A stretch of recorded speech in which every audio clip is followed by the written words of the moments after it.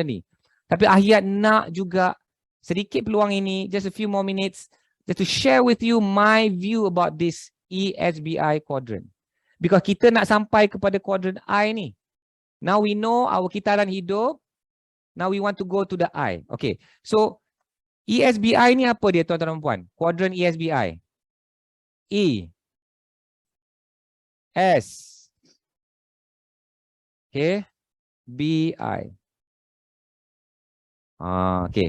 Bagi mereka yang dah biasa dengan quadrant ni, anggaplah ini sebagai recharge. Ya. Yeah? Bagi mereka yang first time, ada je yang first time, let's just go through this module. Okay. E ni ialah sebagai apa? Ialah sebagai employee.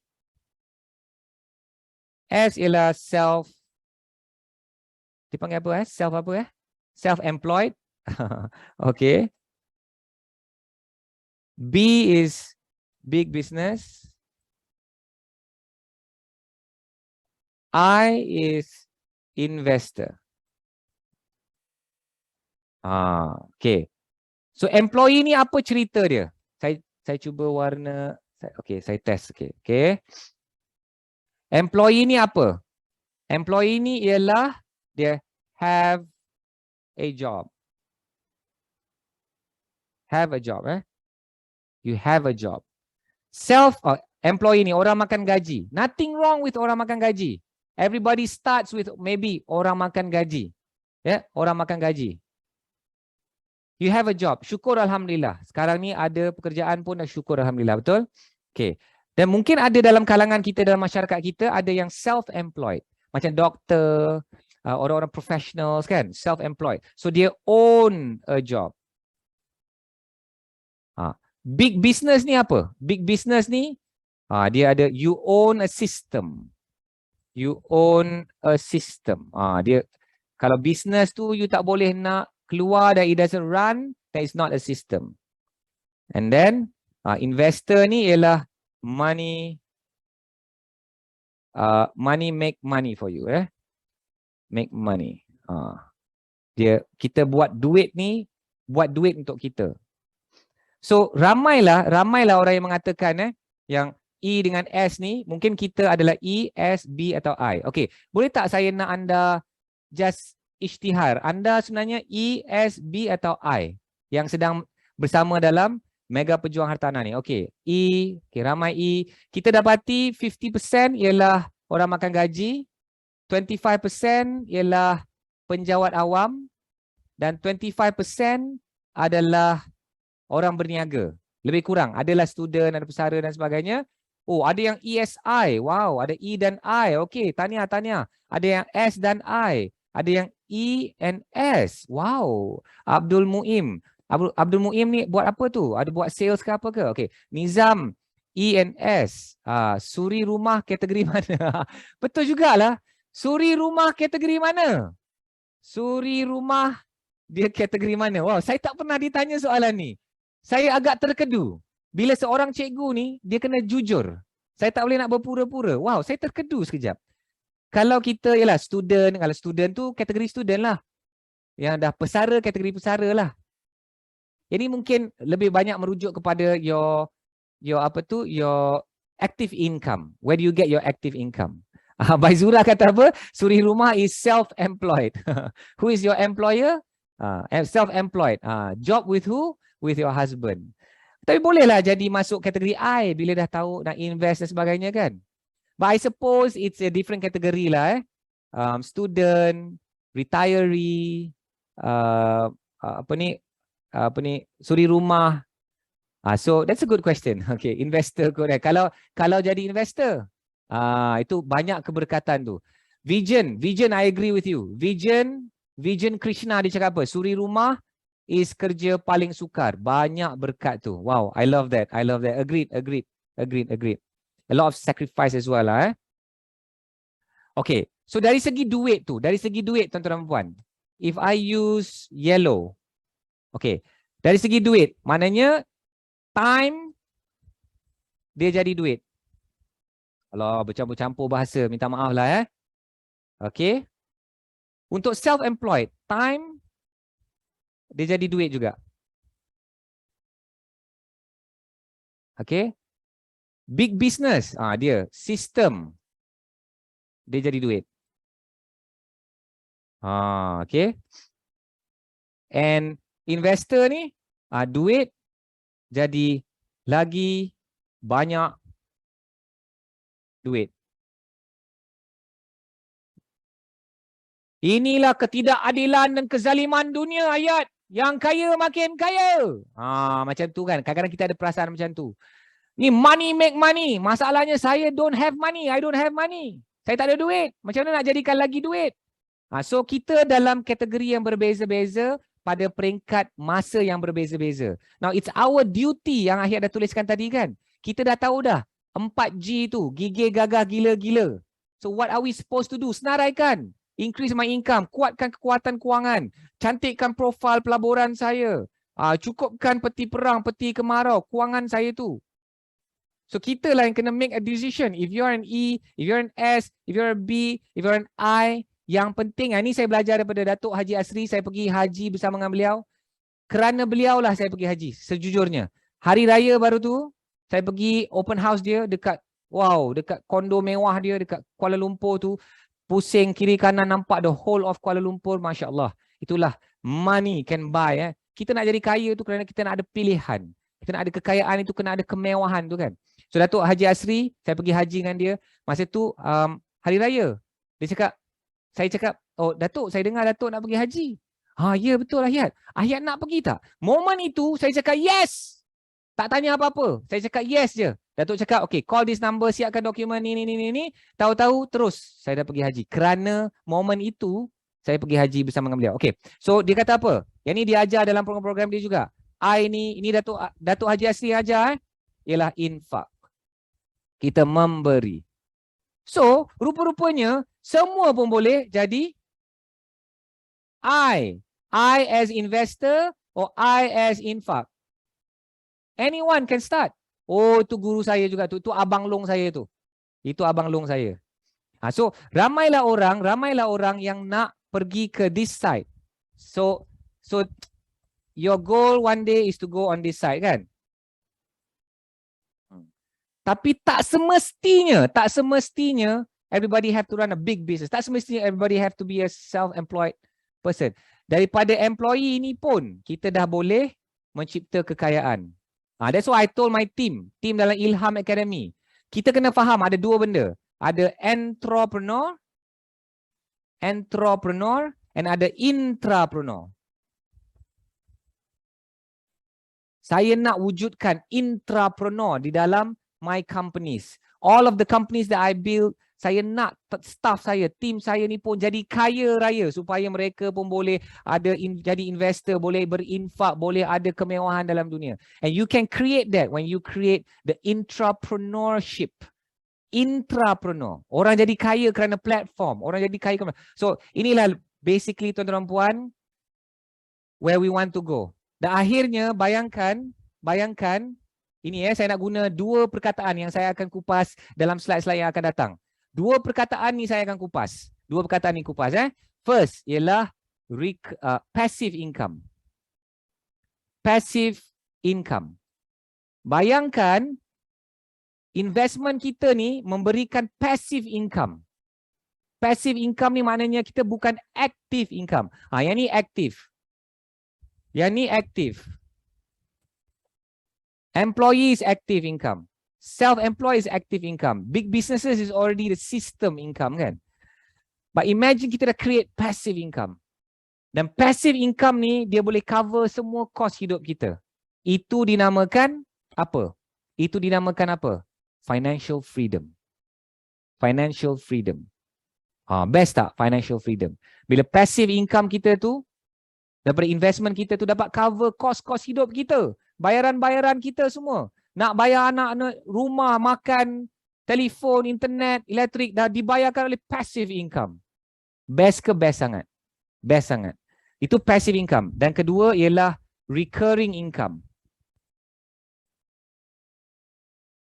Recurring income. Dua-dua ni yang kita boleh cipta daripada investment. Recurring income. Yang itu yang saya nak share kepada anda not in the next slide, but the next few slides. Saya akan ceritakan benda tu. So inilah kita nak kena tahu kita kat mana supaya kita tahu ke mana kita nak pergi. Kita kena syukur dengan apa yang kita ada. And then we must grow our income. Is that good? Is that good? Retiree nak letak diri kat mana? Ada ke pencen? Kalau tak ada pencen you must start somewhere. So sini ada ramai tanya soalan student, suri rumah, retiree. Inilah dia kategori yang luar biasa. Kategori luar biasa. Yang tidak ada kat dalam ni. But eventually kita nak kena create some income, maybe some income yang kita boleh bawa kepada investor. Is that good? Alright. Okay, Hasni cakap apa? There are also passive income by business group. Yes. Insurance team who gain income from downline. Betul? Sales. So you can start a business. Or you can do sales. Yang ni untuk tingkatkan income. Contohnya, Ahyat dah 19 tahun melabur dalam hartanah. Apa yang Ahyat dapati? Perlindungan takaful tu penting. So Ahyat ada satu kemahiran yang specialized tentang MLTT. MLTT Consultants. Bagaimana pelupusan hutang-hutang rumah. Itu sebabnya Ahyat ada tim takaful sendiri dengan Great Eastern Takaful. Dengan Mak Jerong. Itu sahabat saya tu. Kerana beliau lah Ahyat ada tim Ahyat sendiri. So contohnya ejen-ejen hartanah boleh beli rumah tanpa apa-apa dokumen lain. Just commission statement daripada sebagai ejen takaful. Kalau nak tingkatkan income, daripada situ pun boleh. Sales, betul cakap siapa tadi tu? Hasni. Sales ni is a very powerful tool to increase your income because lagi banyak usaha, the sky is the limit. In fact, there's no sky, there's no limit. Asalkan kita pulun lagi, kita boleh increase income. Siapa yang nak increase income tu, boleh DM dengan PM atau WhatsApp tim Ahyat. Nanti mereka boleh bagi tahu ada time-time yang kita nak sharekan peluang-peluang yang ada. Okay, Chun. Alright, now this page is very powerful. Yang ini Ahyat cipta sendiri, yang tadi tu daripada Robert Kiyosaki. Okay, jom. Sekarang ni ada satu formula superhero. Now, semua orang adalah superhero kalau dia boleh buat dua benda ini. Nah, tugas anda, tadi daripada slide yang ESBI tu kan, daripada slide ESBI tu, Ahyat nak bawa anda kepada apa? Kepada superhero. Siapa nak jadi superhero type 1? Siapa nak jadi superhero type 1? Syafi'i, you are fast. Fast action, fast result. Amirul, Baizura, Rohaya, okay. Okay, laju sangat. Okay. Alright, now. Ini aperture. Aperture. Ini yang pertama ialah SPU. Apa SPU? Sumber pendapatan utama. SPU. Dan kita ada SPT. Nombor 2. SPT. Sumber pendapatan tambahan. Ini tugas kita. Tugas kita nak cipta sumber pendapatan tambahan ni. Okay, let's look at this one by one. Okay, number 1. Sumber pendapatan utama ni is from a job. Or maybe from a business. Tapi tugas kita ialah nak kena bawakan kepada ruang ini iaitu investment. Ini tugas kita. Tugas kita ialah apa-apa yang kita buat ni, job ke, business ke, kita kena bawa kepada investment. Alright. Okay. Nombor 2. Sumber pendapatan utama ni ialah your wealth, saya tulis bahasa Inggeris wealth origination. Origination. Maknanya dia punca. Dia boleh jadi punca lah. Where punca dia. Tapi kita kena ciptakan sesuatu yang mana kita boleh apa ni? Wealth optimization.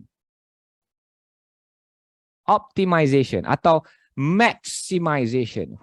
Bila cakap bahasa England ni macam bunyi macam bijak sikit. Optimization. Maknanya kita nak Apa duit yang kita ada ni sikit ke banyak ke, kita nak betul-betul optimal, betul-betul digunakan dengan bijak. Kita nak maximize apa yang ada. Okay, alright. Nombor 3. Job dengan business ni ialah money making activity. Itu yang keluar perkataan active income tu. Ini active income. Ini money making activity yang kita nak kena bawakan kepada apa? Money making machine. Yang ini yang kita kata passive, yang kita kata recurring income. Okay? Shun? Alright, you guys okay? Best kan so far? Okay. Nombor 4. Yang ini kita kena fokus.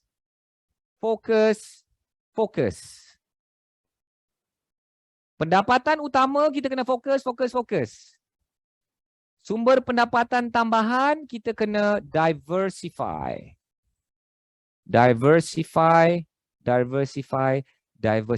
Pelbagaikan. Kita kena pelbagaikan. Okay. Ada 2 lagi ni. Sebelum ni Ahyat stop kat nombor 4. Tapi Ahyat rasa kita nak kena kupas lagi supaya orang betul-betul faham konsep sumber pendapatan utama ni dan sumber pendapatan tambahan tu. Okay. So, nombor 5 ni apa? Ini kita boleh attack. Kita boleh serang. Kita boleh serang. Agresif lah maksudnya. Tapi di sebelah sumber pendapatan tambahan, kita kena defend.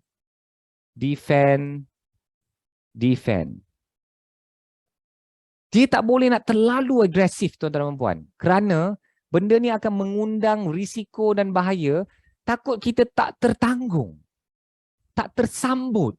Itu sebabnya kita nak kena ada sedikit defensive method. Dengan ini, attack. Offensive. Ini kira defensive strategy. Yang pendapatan utama tadi ialah offensive. Kita boleh betul-betul all out kat dalam bisnes kita. Take the risk dan sebagainya. Tapi nak invest tu kita dah kena ada berhati-hati. Nak invest tu kita kena defensive strategy. Dan yang terakhir, nombor 6, yang ni kita macam nak tekan minyak. Ni nak tekan minyak. Apa maksud tu? Nak tekan minyak, dan yang SPT ialah nak tekan brake. Saya kena cerita benda ni kerana nanti akan ada orang yang sangat excited follow Ahyat. Yang boleh jadi kalut. Yang boleh jadi gelojoh. Dia tak boleh nak gelojoh. Nanti kita akan belajar. Sesi petang, esok kita ada 2 sesi lagi. Semua ni kita akan take step by step. Ni mula ni manja-manja dulu ni. The life planning punya. Kita masuk the life planning. Okay, cool? Is that okay so far? Tekan minyak betul. Strive, all out, seluruh jiwa raga. Hasni, I love it. Thank you kerana anda pun sedang mendengar, anda sedang menyalin, anda pula tengah memberi sumbangan. Orang yang suka memberi, dia akan banyak dia dapat nanti, insyaAllah. Kita doakan. Okay, so inilah tugas kita, tuan-tuan dan puan. Kita nak cipta sumber pendapatan tambahan ni. Kita nak dapatkan sumber pendapatan tambahan. Dan dengan itu, saya nak lompat ke muka surat 12. Is it correct? Bismillahirrahmanirrahim. Saya nak melompat ke muka surat, not 12. Saya nak melompat ke muka surat. Di manakah dikau?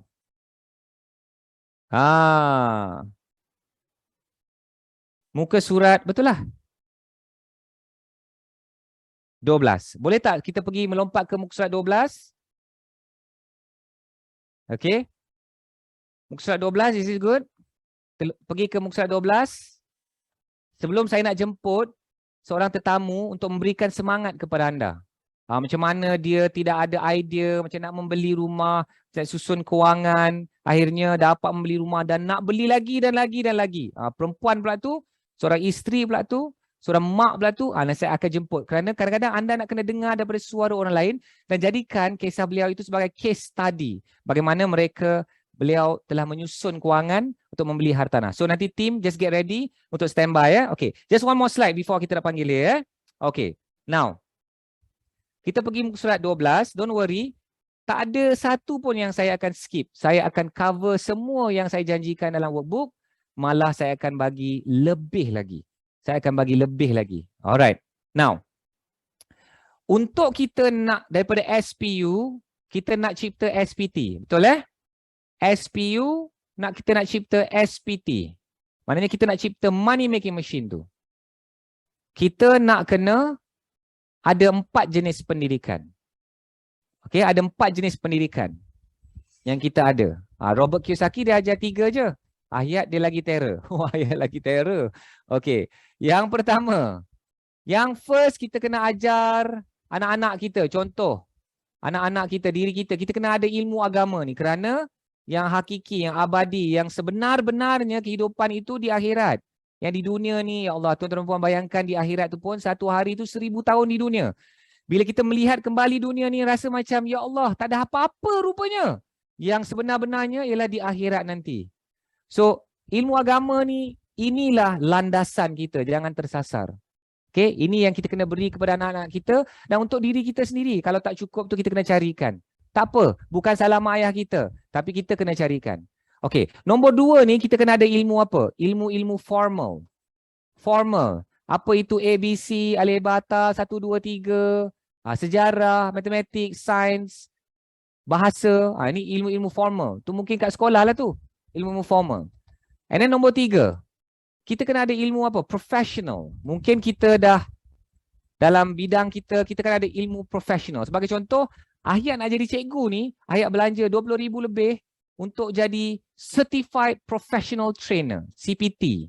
Bersama dengan Mastery Asia dan diorang ada collaboration dengan institute di IPMA, institute dekat UK. So ayat dah ada sijil tu, Certified Professional Trainer.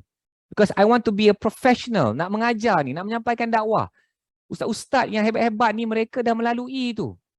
Proses belajar macam mana nak jadi pendakwah, nak menyampaikan ilmu. Cikgu-cikgu kita pun kena ditauliah. So ada professional.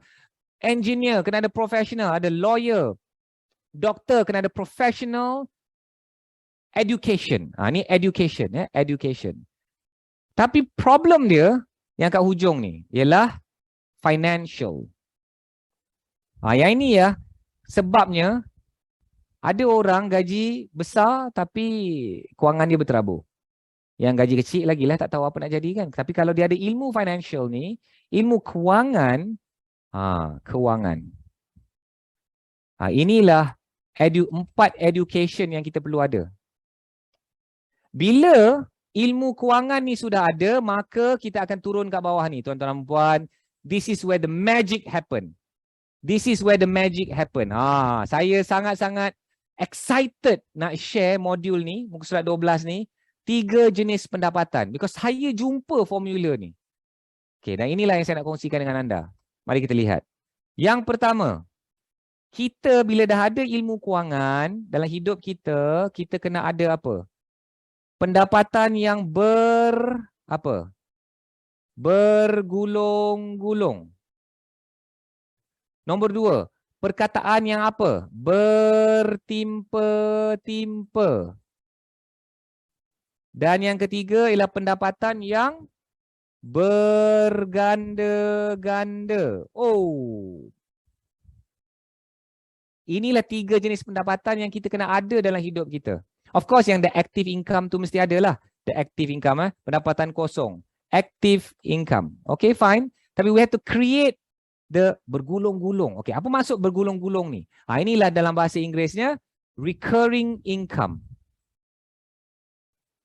Recurring income. Sekali susah, dia akan bergulung. Sekali buat, dia bergulung-gulung. Sebagai contoh, hartanah. Nanti saya akan bagi contoh. Okey. Pendapatan yang bertimpa-timpa. Yang ini apa ni? Yang ini accumulating. Accumulating income.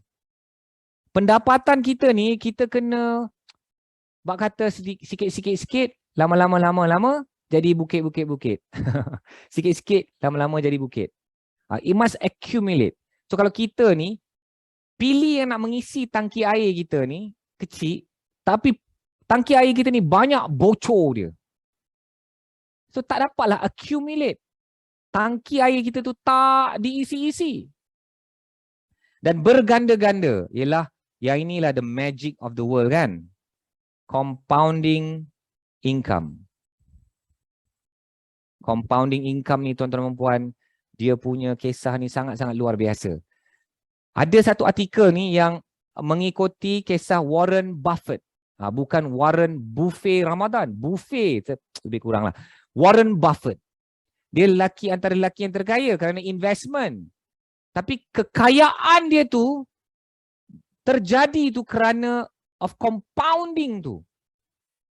10 tahun yang kebelakang ni, yang kekayaan dia tu melampau-lampau because dia menaik ke langit. So contohnya kalau ini graf,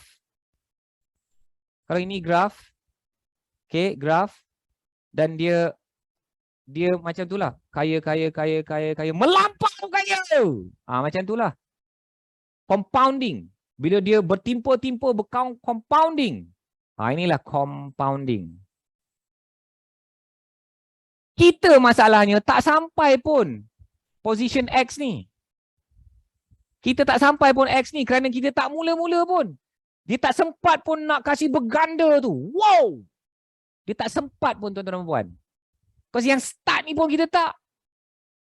Yang inilah yang memerlukan kesabaran. Disiplin. Istiqomah. Macam mana nilai istiqomah dalam Islam tu. Pahala istiqomah tu. Amalan-amalan dia.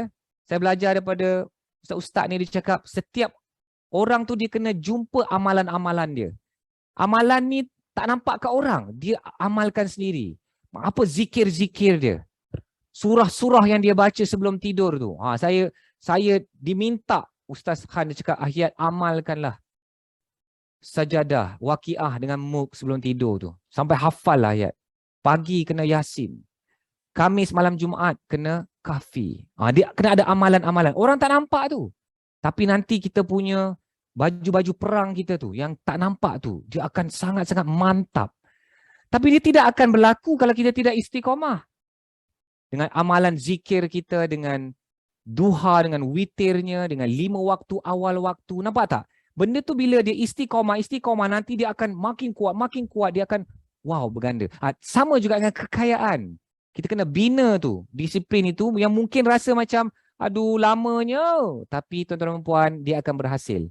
Ayah nak ingatkan kembali contohnya kita nak makan musang king. Nak makan musang king. Siapa suka makan musang king?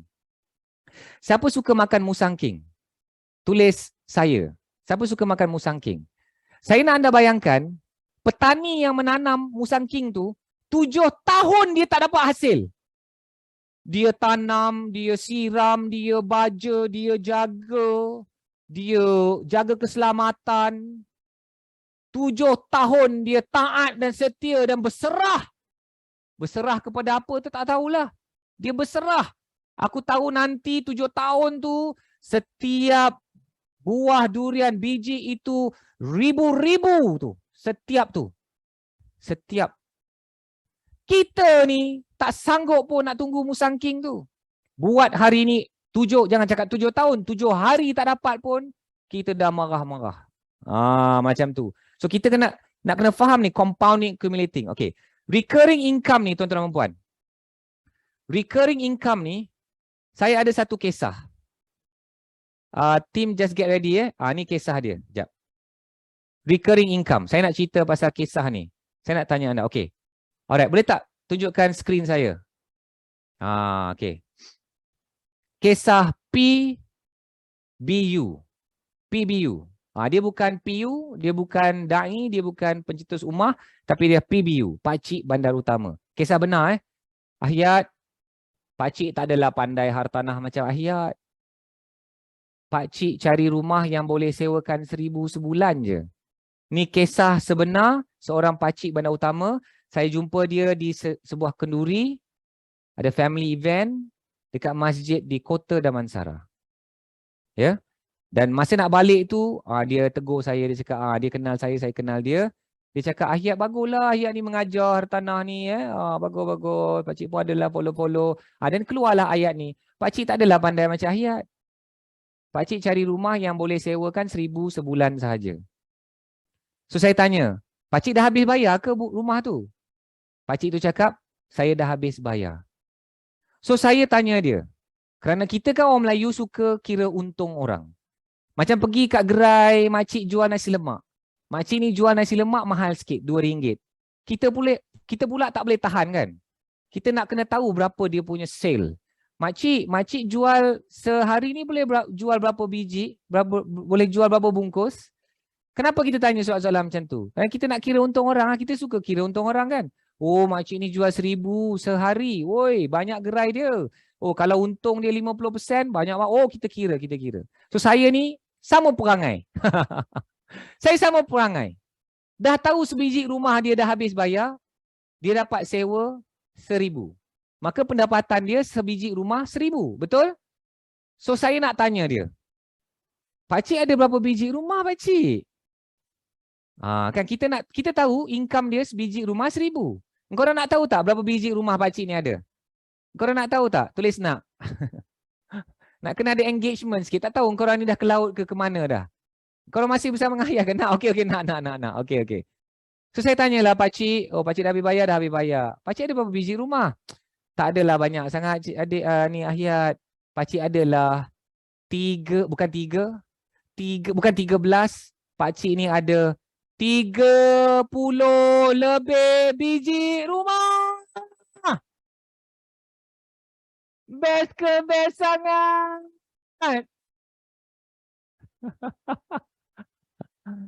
So semua rumah dah habis bayar. Sebulan dia berapa? Sebulan income dia berapa? Sebiji rumah, pengsan kira. 30 lebih dia cakap. Okey, katakan 30 biji. Dia ada 30,000 sebulan. Rasa-rasanya atuk macam ni, favorite tak antara cucu? Cucu paling sayang atuk yang macam mana? Rasanya masa raya hari tu dia dapat duit warna biru ke, warna hijau ke, warna oranye ke, warna warna oranye, merah ke, warna hijau-hijau biru ke, warna ungu. Itulah Fatin, tak pandai sangat. Dia selalu orang macam tu. Tak adalah, saya adalah sikit-sikit. Yang cakap macam tu kena jaga-jaga. Atuk tu. Syafi'i, betul-betul. Syafi'i, budak-budak muda remaja ni, umur 20 tahun. Ahyat mana ada dah bagi dah sampul-sampul raya ni. Betul ke, Tim? Dia e-wallet je. E-wallet je, ya Allah. Very down to earth man. Betul, very down to earth man. Pakai lebih kurang macam ni. Saya tak dibenarkan. Saya dah minta kebenaran pakcik ni untuk tunjukkan wajahnya. Saya cakap, pakcik boleh tak saya nak jemput untuk bagikan perkongsian kepada komuniti pejuang hartanah. Pakcik ni dia memang menolak 100%. Dia cakap, tak payahlah. Pakcik ni just kerja dia. Dia memang tak nak berkongsi, dia tak nak reveal, tak tahulah kenapa kan. Mungkin nanti akan ramai anak-anak muda-mudi yang akan jatuh cinta dengan pakcik yang kaya macam ni ya. So pakcik ni cakap, kerja pakcik ni tiap-tiap bulan kutip sewa lah, adalah pekerja seorang kutip sewa. Okay. So saya tak dibenarkan untuk berkongsi. Tapi this one, insya-Allah tuan-tuan dan puan, lidah Ahyat ni hanya nak bercakap yang benar. Ya Allah, peliharalah lidahku ini daripada bercakap yang dusta. Dan kerana lidahku, bawakanlah aku dekat dengan syurga dan jauhkanlah aku dari neraka. Bismillahirrahmanirrahim. Ya Allah, tuan-tuan dan puan, ini kisah benar. The real story. Ahyat tidak ada tokok tambah. The real story. Pakcik tu bercerita dengan Ahyat. Ini real story. And I know the pakcik tu dah 60 lebih, Faik. Pakcik tu dah 60 lebih. Okay. So kalau kita boleh cipta, okay, stop share. Kalau kita boleh cipta, lama sikit saya berpusing tentang recurring income, tuan-tuan dan puan. Saya nak bagi tahu ni.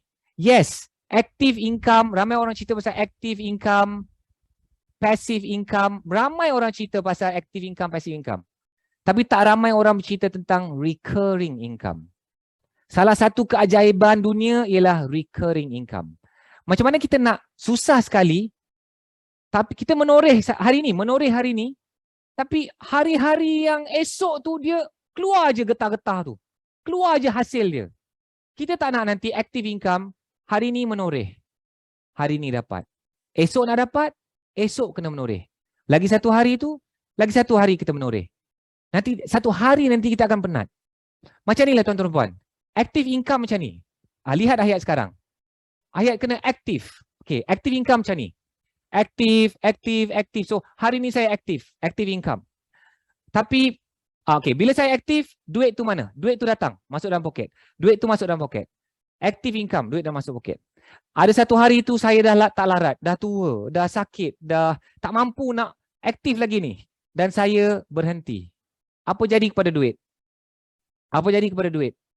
Duit pun stop. Duit pun stop. Inilah jadinya active income dan kita tak cipta SPT tadi tu. Tapi kita nak hartanah, contoh hartanah. Kita ada active income. Okey, ni kisah yang nombor 2. Kisah nombor 2, kisah B. Kisah B ni orang ni dia active income. Active income ni duit dia masuk. Duit dia ni dia cipta daripada SPU, dia cipta SPT. Daripada kerja, daripada bisnes dia cipta investment. Daripada apa-apa hasil dia tu dia akan bina aset. Dia akan beli hartanah. Contoh hartanah. Dan satu hari nanti dia letih, dia dah tak larat, dia dah tak mampu dan tak mahu actively kerja. Apa jadi? Duit stop? Tak. Pakcik ni duit dia stop tak? PBU. Bukan PU. PBU. Pakcik ni punya duit apa jadi? Dia stop ke duit pakcik ni? Ada 30 biji rumah sewa ni. Stop tak gaji dia? Gaji dia tak stop, tuan-tuan dan puan. Income dia stop tak? Tak. Income dia masih masuk 30 lebih ribu setiap bulan. Inilah yang kita nak cipta. Adakah benda ini senang? Jawapannya tidak. Adakah benda ini mudah? Jawapannya of course lah tak. Tapi kalau kita usaha sungguh-sungguh, kalau kita betul-betul tahu apa yang kita nak, jelas kita disiplin, kita istiqamah, kita sungguh-sungguh gigih gagah gila-gila, of course insya-Allah kita akan dapat. Inilah maksudnya. I tadi tu, Nur Farhani, duit bekerja untuk kita. Saya pun nak tim saya ni semua increase their income and then diorang akan dapat membeli hartanah, dapat membeli aset, investment supaya mereka ni akan bekerja, akan jadi intrapreneur yang akan rasa macam bestnya bekerja dengan Ilham dalam tim Takaful Ahyat, dalam tim sales Ahyat. Dia akan rasa macam best because dia ada income yang kuat and then kita akan belajar ilmu investment and then kita akan create the recurring income. Best kan? Itulah ceritanya. Okey, tuan-tuan dan puan. Dengan modul ini, Ahya nak menjemput. Ahya nak menjemput seorang student Ahya ni yang dah berjaya beli rumah. Dan saya nak bertanya dengan dia supaya menjadi case study kepada anda. Mungkin ada di antara anda dalam kalangan wanita yang ada suami, yang ada anak, yang ada kesibukan bisnes atau kerja. Macam mana dia mendapatkan ilmu ini, lepas tu dapat menciptakan kekuatan kewangan, dapat memilih hartanah dengan betul dalam master plan hartanah dia, dan insya-Allah dia akan memberikan inspirasi kepada anda. So saya nak menjemput student saya, Al-Wahida. Adakah Al-Wahida bersedia? Assalamualaikum. Waalaikumsalam. Assalamualaikum Tuan Ahyat dan semua. Okey, apa khabar Al-Wahida? Sihat, alhamdulillah. Okey, boleh tak semua sahabat-sahabat semua bagikan salam Al-Wahida. Apa khabar Wahida? Terima kasih kerana bersama hari ini. So Wahida, kita nak memberikan satu case study atau inspirasi kepada peserta-peserta hari ini. Bagaimana Wahida sendiri dengan keadaan ialah berkeluarga dan sebagainya, tapi dapat juga membina aset ni dalam master plan. Okey, so sebelum itu boleh tak Wahida perkenalkan diri? Okey, hai, Assalamualaikum semua. Okey, nama saya Nur Al-Wahida binti Ismail. So saya sebenarnya sebagai property advisor dan saya dah 6 tahun sebagai property advisor, saya belum ada rumah sendiri. Sebelum ni lah. So saya masuk kelas Tuan Ahyat ni sebab kita sebagai property advisor yang makan komisen memang susah nak buat loan kan. Macam kalau orang yang makan gaji ni walaupun gaji dia tak seberapa tapi dia mudah nak buat loan, tapi kalau orang yang makan komisen kalau tak bina profil keuangan dengan betul, susah sikit nak buat loan. Jadi saya masuk kelas Tuan Ahyat ni kita nak, sebab saya memang ada keinginan untuk kumpul aset, kumpul hartanah tu untuk pelaburan, dan dalam masa yang sama saya of course lah kita nak rumah kediaman kita sendiri, impian kita sendiri. So alhamdulillah dengan bantuan tim Ilham dalam pejuang hartanah, so Weda dapat bukan je ilmu hartanah tapi Weda belajar tentang keuangan dulu. So dari situ Weda bina profil keuangan dan alhamdulillah sekarang Weda dah ada rumah pertama, dah lulus rumah pertama. So sekarang ni Weda tengah mencari-cari untuk rumah kedua dan khususnya untuk investment, sebab rumah pertama Weda fokus kepada own stay. So untuk rumah kedua ni insya-Allah dalam masa terdekat Weda memang nak submit dah loan tapi masih sabar sebab nak tengok betul-betul sama ada hartanah yang Weda nak beli tu berbalut ataupun tak untuk Weda punya objektif. So Wahidah ada mention a few things. Bukan sahaja belajar hartanah dengan Ahyat ni, ajar kewangan, ajar hartanah, ajar kehidupan, macam-macam yang kita belajar kan. Okey, ada beberapa perkara yang kita nak terangkan. Okey, Hasni, Al-Wahidah ni ialah dia ada marketing company dengan developers, dia menjual hartanah. Dia macam property consultant dengan developers Okey, dan Baizura, berapa umur Cik Wahidah ni? Bukan Ahyat tanya Baizura yang tanya. Baizura, takut-takut muda remaja macam Cikgu Ahyat. Okey, berapa umur Cik Wahidah? Kalau ikut tahun 33 lah tahun ni. Kalau 33 lah 89. So kalau tahun ikut bulan 89. Maksudnya masa Ahyat darjah 4, Wahidah baru lahir. Ya Allah, nampak tak? Kita nak sedar diri, usia tu dah lanjut. So Wahidah umur 89, buat sale. Bayangkan tuan-tuan dan puan, Wahidah yang memang buat sale hartanah. Tapi sendiri pun tak ada hartanah kerana susah nak dapat pembiayaan. Tak tahu apa. Okey, antara soalan yang Wahidah tanya Ahyat.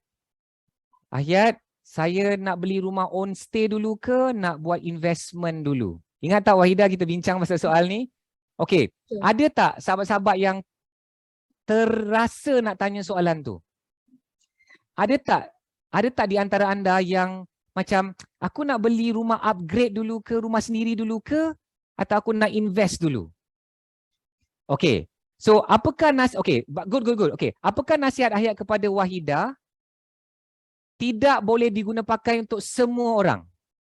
Tapi Ahyat advice berbeza mengikut orang-orang yang berbeza. Because Wahidah ni dia dah masuk sampai level 4. TIC, The Investor Circle. TPW pun dia dah masuk, TIC pun dia masih dengan Ahyat. So of course dia ada masa yang lagi private dengan Ahyat lah. Tapi okey, Wahidah, apa jawapan Ahyat kepada Wahidah? Nak beli rumah sendiri ke atau untuk investment? Beli rumah untuk diri sendiri. Sebab Tuan Ahyat dah tahu Wahidah punya orang berniaga ni boleh fly high kan. So sebab itu keinginan Wahidah sebenarnya berbeza dengan family. Wahidah nak fokus untuk investment dulu, tapi family nak sangat duduk rumah sendiri. So Wahidah dilema disebabkan itulah. Jadi sekarang ni dengan nasihat Tuan Ahyat, dia pun tahu apa yang Wahidah buat dan dia bagi nasihat macam itulah. So Wahidah ikut nasihat dia, fokus kepada rumah own stay dulu, happykan family dulu sebab Wahidah tahu Wahidah mampu untuk beli rumah next dalam masa yang terdekat untuk investment. Okey, berbeza Untuk orang-orang yang berbeza, Ahyat kena customize jawapan yang berbeza untuk orang yang berbeza mengikut keadaan dan tanggungan dia. Selalunya Ahyat akan bertanya juga soal personal. Betul tak Wahidah? Ahyat akan minta maaf sangat. Ahyat akan tanya soalan personal ni bukan nak menjaga tepi kain orang. Tetapi personal ni kalau kita tak jaga, urusan dengan suami, urusan dengan isteri, dengan anak-anak, yang lepas-lepas tu semua tak jadi. If the house is not happy, the family is not happy, everything else is not happy kan? Okay, so Wahidah, kita bercerita tentang kewangan dan hartanah. Ahyat banyak cerita pasal kewangan juga ni dalam sesi pagi ni. Belum nak masuk betul-betul dalam hartanah. Lepas sesi dengan Wahidah ni, Ahyat nak cerita pasal hartanah betul-betul. So, apa yang berlaku pada masa itu, kita nak apply tu susah. Tapi akhirnya kita dah susun tu. Apa yang Wahidah dah susun kewangan supaya dapat membeli hartanah tu? Silakan. Okey, sebagai commission earner dan business owner juga, sebab Waida ada business owner sendiri, Sendirian Berhad, marketing panel kepada pemaju, tapi Waida tak ambil gaji. Waida just ambil commission macam biasa. Jadi dan Waida juga ada buat sale untuk company orang lain. So semua tu lebih kepada commission earner lah. So kita tak ada buat tax. So kita tak susun pun keuangan kita. Jadi bila nak beli rumah, kalau bank kebanyakan dia nak income tax tu paling penting. Bagi kebanyakan bank, okay, kecuali CIMB je lah, kebanyakan bank wajib ada income tax. Kalau tak ada income tax 2 tahun minimum, so susah, memang tak boleh nak buat loan. Ataupun kena ada EPF. Maksudnya kalau orang yang business owner macam Waida dan juga makan commission earner, so Waida dah nampak lah bila kita dah belajar ilmu kewangan daripada Tuan Ahyat ni, nak kena susun profil kewangan dulu. So Waida mula start ambil gaji daripada company sendiri, dah start ambil gaji, buat penolakan EPF. Untuk commission Waida yang sebagai individu, Waida dah start buat declare income tax. So dari situ baru kita, sebenarnya orang yang jual rumah ni komisen dia tinggi, tapi kalau dia tak buat tak bina profil betul-betul, tak buat income tax, tak urus income tax dan sebagainya, so rugi. Kita tetap tak boleh nak buat loan, tapi kita gunakan kelebihan sebagai pendapatan yang masuk sebagai komisen tu banyak kan, so kita buat urus income tax. Dari situ bank lagi yakinlah untuk bagi kita pembiayaan. Sebab kalau kita tak ada income tax, bank pun macam ragu-ragu nak bagi kita pembiayaan. Betul, So dari betul. situlah senang Waida nak Sorry, dapat sebenarnya income tax ni cakap macam ni lah. Semua bank pun penting. So kalau kita nak main game hartanah, masuk gelanggang hartanah, tapi cukai kita tu tak cun, ini especially saya tahu 25% daripada peserta hari ini adalah yang berniaga. Ada pula yang tadi yang makan gaji tapi ada juga buat sales, ada juga buat tambahan-tambahan ni. Maka saya rasa lebih kurang 50% daripada kehadiran hari ini di Mega Pejuang Hartanah Merdeka, anda ada some sort of sales or business income.